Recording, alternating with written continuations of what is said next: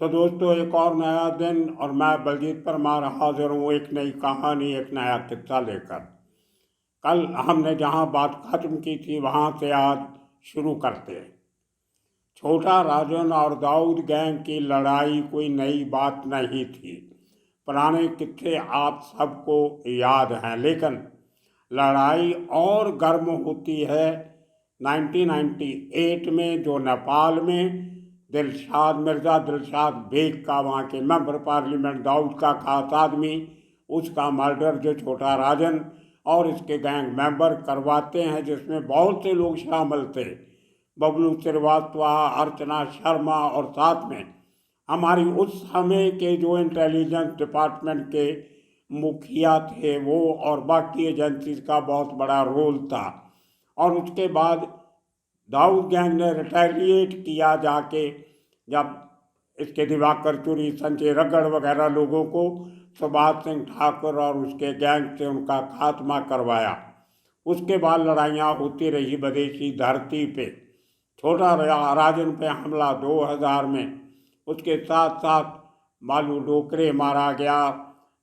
दूसरे इसके छोटा राजन के बहुत सारे लोग, उधर दाऊद के लोग मारे गए। तो काफ़ी सारा एक्शन विदेशों में होने लगा।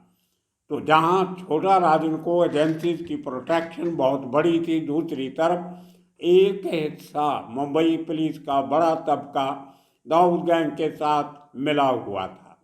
तो एक दूसरे की खबरें इधर उधर दी जाने लगी।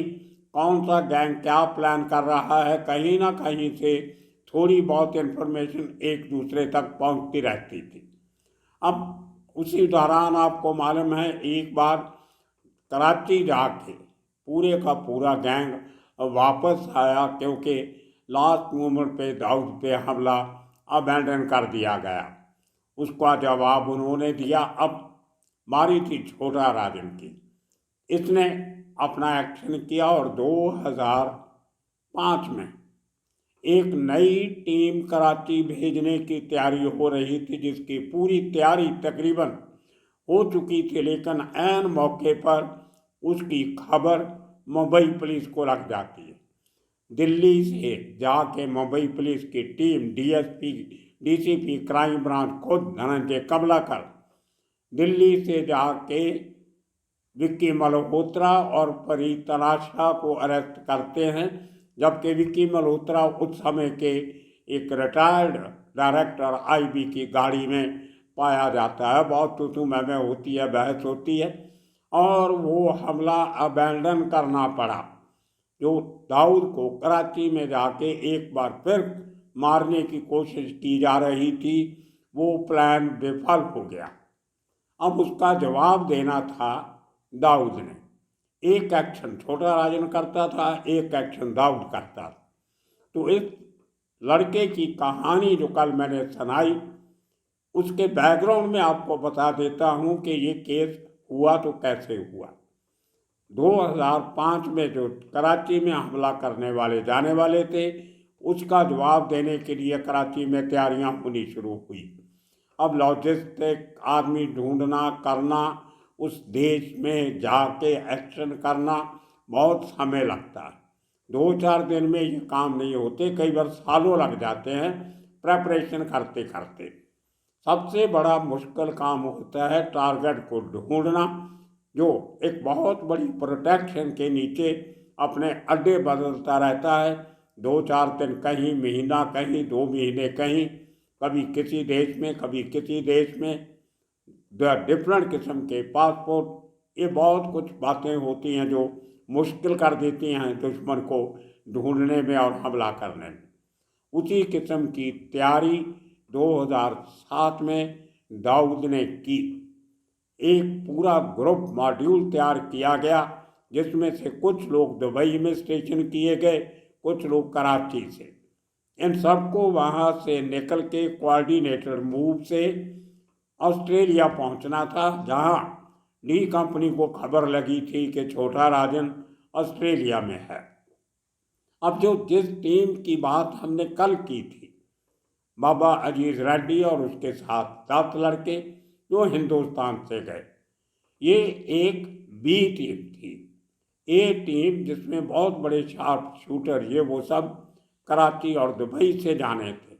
ऑस्ट्रेलिया में छोटा राजन पे हमला करना था। वो वहाँ इंतज़ार कर रहे थे कि जब ऑस्ट्रेलिया से उनके खबरियों से पक्की खबर आएगी कि छोटा राजन कहाँ है, वहाँ के लिए इमीडिएटली ये लोगों को डिस्पैच कर दिया जाएगा। तो उन्हीं दिनों में खबर आती है कि ऑस्ट्रेलिया में 2 ठिकाने पिन पॉइंटेड हुए हैं।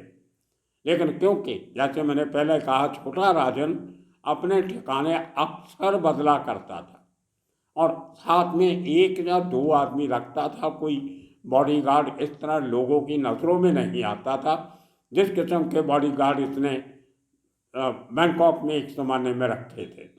तो बड़ा लो प्रोफाइल रख के रह रहा था, बड़े तरीके से। तो पूरी इसको मदद थी, गाइडेंस मिलती थी हमारी एजेंसीज के लोगों से, जो इसको दाऊद के खिलाफ इस्तेमाल करने के लिए जिंदा रखना चाहते थे। बहुत बड़ा नेटवर्क था उसका, उसको संभालने के लिए, चलाने के लिए छोटा राजन का जिंदा रहना बहुत ज़रूरी था।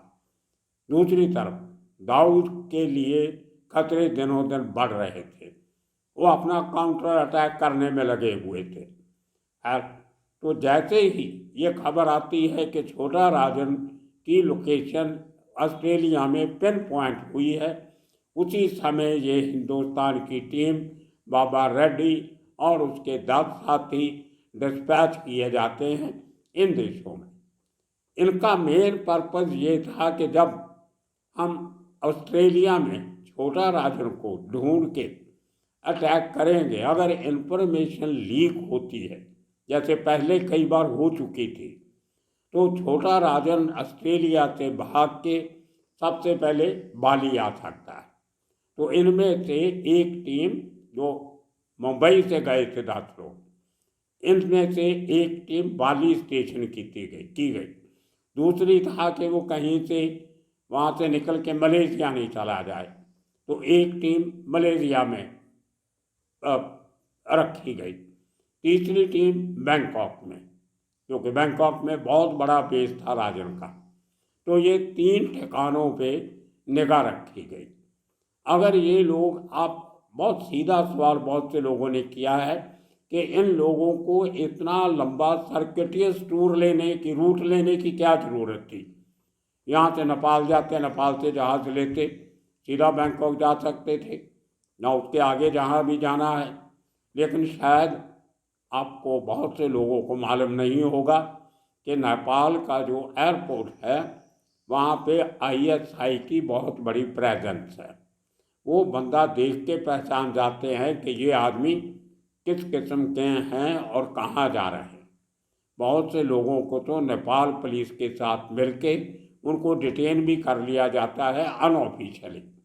तो ISI की हाजिरी, बहुत बड़ा बेस है नेपाल उनका, जहाँ से हिंदुस्तान में जो आतंक की गतिविधि होती हैं उनके लिए हथियार भेजना और नकली करेंसी भेजना, ड्रग का धंधा, ये सब ISI की हिदायतों के नीचे नेपाल से चलता है। तो ये लोगों को बिल्कुल सख्त इंस्ट्रक्शन दी गई थी कि आप नेपाल नहीं जाओगे, इसलिए इनका पूरे का पूरा रूट कराची से तय हुआ। म्यांमार, नेपाल, बर्मा में इनको कोई नहीं जानता, कोई अंडरवर्ल्ड का बेस नहीं है, लेकिन डी कंपनी के अच्छे खासे रिश्ते लिंक वहाँ भी हैं, आगे थ्रू करके निकल आते। कौन सा बहुत बड़ा ड्रग स्मगलर था बर्मा का, उसके साथ भी बड़े अंडरवर्ल्ड के लोगों के रिश्ते थे। खैर, इसलिए ये लोग बाई रोड बर्मा से होके थाईलैंड एंटर करते हैं और इनको हर जगह पे लोकल लॉजिस्टिक सपोर्ट मिलती है। इनका काम सिर्फ ये था, अलग अलग टीम का 10 लोग इसलिए भेजे गए ताकि एक टीम में कम से कम 3 लोग हों, 3 बाली में, उन 3 या 4 इंडोनेशिया में, मलेशिया में, बैंकॉक में, इस तरीके से, ताकि जहाँ भी छोटा राजन उनसे हमले के बाद या हमले के पहले भागने में सफल हो जाता है तो जहाँ उसके जाने के चांसेस हैं वो एरिया ब्लॉक कर लो। तो उसके लिए इनको भेजा गया था। तो मैंने जब इस लड़के की बातें सुन के अपने सोर्सेज से बात की तो सब ने कंफर्म किया कि ये बात बिल्कुल सही है। उन्हीं दिनों में ऑस्ट्रेलिया में छोटा राजन पे बहुत बड़ा अटैक करने की योजना थी, बन चुकी थी, किलर पहुंच चुके थे, लेकिन ऐन मौके पे हमारी एजेंसीज की मदद से छोटा राजन को वहीं कहीं छुपा दिया गया। वो ऑस्ट्रेलिया से बाहर निकला ही नहीं। तो 10-12 दिन के इंतज़ार करने के बाद ये ऑपरेशन अबैंडन कर दिया गया। सब लोग वापस दुबई, कराची, और जो ये 11 लोग थे इनको भेज दिया गया। लेकिन फिर भी 3 लोगों की एक टीम, जिसमें खुद बाबा रेड्डी था और 2 बड़े एक्सपीरियंस शार्प शूटर उसके साथ थे हैदराबाद के, वो लोग बैंकॉक में रहे। उसके बाद वो बाली भी गए, उसके बाद वो मलेशिया और इंडोनेशिया भी गए, जहाँ उनको लगता था कि शायद कुछ दिन बाद भी छोटा राजन वहाँ से निकलेगा जब मामला ठंडा हो जाएगा। ये यंग लड़कों को वापस भेज दिया। एक्सपीरियंस लोग वहाँ 1.5 महीने से ज़्यादा समय तक और रुके हुए थे। ये खबर हमारे पास बाद में छुन छुन के आई। तो ये एक बहुत बड़ा जो एक हमला होना था, ऐसी ट्राई कम से कम 6-7 बार दोनों तरफ से हो चुकी है। छोटा राजन की तरफ से दाऊद को मारने की कोशिश, दाऊद की तरफ से छोटा राजन को मारने की कोशिश। ऐसा एक और इंसिडेंट कल मुझे सोर्सेज बता रहे थे कि एक बार एक और जगह पे, मैं अभी उनसे बात कर रहा हूँ, बिल्कुल पिन पॉइंट हो गया था। छोटा राजन की लोकेशन पे लोग पहुंच भी गए थे, लेकिन जब वहाँ पे पहुँचे तो मालूम पड़ा कि अंदर उस घर में आदमी कम हैं, औरतें और बच्चे ज़्यादा हैं। कुछ लोगों की फैमिलीज वहाँ पे थी, जिनमें छोटा राजन की फैमिली भी थी। तो वो भी एक लास्ट मोमेंट पे ऑपरेशन अबैंडन किया गया कि इनके साथ कहीं बेकसूर बच्चे और औरतें नहीं मारी जाएं। वो बहुत ख़राब लगता है। तो ये एक किस किस्म का इंसिडेंट भी सामने आ रहा है। 1-2 दिन में उसकी भी जानकारी मिलेगी, आपको बताएंगे। दोस्तों, आज का ये प्रोग्राम मैं बिना लाइट के कर रहा हूँ, क्योंकि कल रात से चंडीगढ़ और इसके आसपास के इलाकों में बहुत ज़बरदस्त बारिश हो रही है। अंधेरी तूफान चला, सड़कों पे पानी भरा हुआ, लोगों के घरों में पानी भर गया। चंडीगढ़ के नज़दीक डेराबस्सी में बोट्स का इंतज़ाम करना पड़ा कश्तियों का, लोगों को बचाने के लिए। गाड़ियाँ लोगों की पानी में डूब गई, सोसाइटी कंपाउंड में खड़ी। बहुत बुरी हालत है पिछले 24 घंटे से। और सुबह आज 6:30 बजे से, अभी जब मैं शाम के 6:30 बजे ये रिकॉर्डिंग कर रहा हूँ, तो पूरे शहर में लाइट नहीं है। मेरे घर में भी इलेक्ट्रिसिटी नहीं है। इन्वर्टर से सुबह से काम चला रहा हूँ, बिना पंखे से, बिना लाइट जगाए, ताकि इन्वर्टर जितना लंबा समय हो चल सके। अभी ये रिकॉर्डिंग करने के लिए मैंने एक ट्यूबलाइट जलाई है अपनी, वो फ्लैश लाइट और वो दूसरा जो सब सिस्टम होता है, उसका आज मैं इस्तेमाल नहीं कर रहा हूँ। शायद आपको थोड़ी सी बैकग्राउंड डल नज़र आएगी, लेकिन क्या कर सकते हैं, मजबूरी। 12 घंटे से बिना लाइट के बैठे हैं। पंखा भी मैंने चालू नहीं किया, कूलर चालू नहीं किया, एसी चालू नहीं किया, सिर्फ इसीलिए कि वो ज़्यादा लोड खींचेंगे तो इन्वर्टर जल्दी ख़त्म हो जाएगा। कुछ बड़ी हैवी चीज़ें तो इन्वर्टर पे चलती भी नहीं है। तो टीवी सुबह से बंद है, कुछ पता नहीं दुनिया समाज में क्या हो रहा है। बड़ी मुश्किल से फ़ोन चार्जिंग करके रखे हुए हैं, ताकि जो एक कम्युनिकेशन का साधन है वो बना रहे। एक एमरजेंसी लाइफ सिचुएशन इस समय चंडीगढ़ में बनी हुई है। थोड़े 1-1.5 घंटे से बारिश रुकी थी, लेकिन अब फिर घने बादल आ गए हैं। शायद फिर बरसात जल्दी शुरू होगी। इलेक्ट्रिसिटी कब आएगी कोई भरोसा नहीं, लेकिन जल्दबाजी में मैं ये जल्दी आज का एपिसोड आपके लिए पूरा कर दिया। तो ये किस्सा था 2 गैंग की आपस की दुश्मनियों का। और जब ये छोटा राजन तक बात पहुंचती है कि बाबा रेड्डी जैसा आदमी, जो एक ज़माने में मेरा दोस्त था, उसने ऐसी हरकत क्यों की, बाबा मेरे खिलाफ क्यों हुआ, उसका भी कारण मुझे बताया गया। 2006 में एक छोटा राजन ने बड़ी आर्म्स की कंसाइनमेंट मंगवाई थी, जो बाई कार्गो मंगवाई थी। नावा शेवा पोर्ट जो मुंबई का है, वहाँ पे एक कंटेनर जिसमें डिक्लेयर किया गया था कि ग्रीस है उसमें, जो हम मोटर पार्ट्स वगैरह में ग्रीस इस्तेमाल करते हैं, ग्रीस जिसको कहते हैं, तो उसके अंदर छिपे हुए थे तकरीबन 2 करोड़ के हथियार।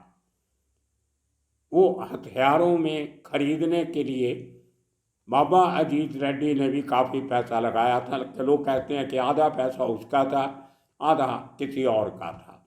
तो 1 करोड़ के करीब बाबा अजीत रेड्डी ने उसमें लगाया हुआ था। लेकिन छोटा राजन की जिन लोगों से दुश्मनी थी, उनमें से एक वो खबरी अमजद खान था, जिसका किस्सा थोड़े दिन पहले हमने आपको सुनाया था। उसने इस बात की खबर प्रदीप शर्मा एनकाउंटर स्पेशलिस्ट को दे दी और उसने वो कंटेनर सीज करके पकड़ लिया उस कस्टम की मदद, और वो कंटेनर भेजा गया था जिस आदमी के नाम पे, उसका जिक्र भी हम एक बार कर चुके हैं, मधु कोटियन, मधु कोटप्पन उल्स मधु कोटियन, जो मुंबई के साइन इलाके का रहने वाला है। बहुत पुराना उसको जानता हूँ मैं। जो वही शख्स है जिसने वो आरोपी जिन लोगों ने दुबई में जाके सेट्टी को मारा था, उनको कैसे एक जहाज़ में भेजा था, वो जहाज़ भी इसी मधु ने कटप्पन ने खरीदा था। वो किस्सा आपको सुना चुके हैं। तो बहुत बड़ी दुश्मनी हो जाती है, क्योंकि अमजद खान जो था वो दाऊद के करीब था, और उन दिनों में प्रदीप शर्मा पे भी इल्ज़ाम लग रहे थे कि वो डी कंपनी के लिए छोटा राजन के गुर्गों का एनकाउंटर कर रहा। इस किस्म की इल्ज़ामबाजियाँ बहुत चली थी। तो 2006 में बाबा अजीज रेड्डी के साथ धोखा होता है। तो कई महीने तो इनकी बहस चलती रहती है कि तुम्हारे पैसे आज देता हूँ, कल देता हूँ। तो उस चक्कर को लेके दोनों में मनपटाव हुआ था। जब वो पकड़ा गया तो छोटा राजन ने उसका बदला लिया माल पकड़ने का, अमजद खान का मर्डर करवा के। जो किलर जो थे वो उत्तर प्रदेश से मंगवाए गए थे। वो एपिसोड आपने सुना। उसके बाद बाबा रेड्डी छोटा राजन से अलग हो गया। अब दुश्मन का दुश्मन जो होता है वो तीसरे का यार बन जाता है। तो इस खबर जब डी कंपनी तक पहुंचती है, उनको पता था जैसे एक जो जख्मी शेर होता है वो बहुत खतरनाक होता है। तो बाबा रेड्डी की इस जो नई नई दुश्मनी हुई थी छोटा राजन से, उसका फ़ायदा उठाने के लिए छोटा शकील और उसके साथियों ने बाबा रेड्डी को ट्रैप किया। इसलिए वो अपने आदमी लेके अपनी वो जो दुश्मनी उसकी हुई थी हथियारों को लेके, और वो हथियार अगर 1 करोड़ के बाबा रेड्डी के हाथ में लग जाते, बहुत बड़ा गैंग क्रिएट कर सकता था। उसके पूरे मंसूबों पे पानी फिर गया जब वो हथियार भी गए और पैसा भी गया। तो इस किस्म की बातें, दुश्मनियाँ, दोस्तियाँ अंडरवर्ल्ड में बहुत चलते रहते हैं। और कल उस आदमी के साथ एक बार मैं आपकी फिर बात करवाऊंगा, कुछ और नए खुलासे अंडरवर्ल्ड के लेके उससे बातें करें। एक दिन और इंतज़ार कीजिए, कल उसकी जान पहचान मैं आपके साथ पूरी डिटेल में करवाऊंगा। तो दोस्तों, ये थे अंडरवर्ल्ड के किस्से। इंतज़ार कीजिए कल तक। तब तक आप सबका बहुत बहुत शुक्रिया, धन्यवाद।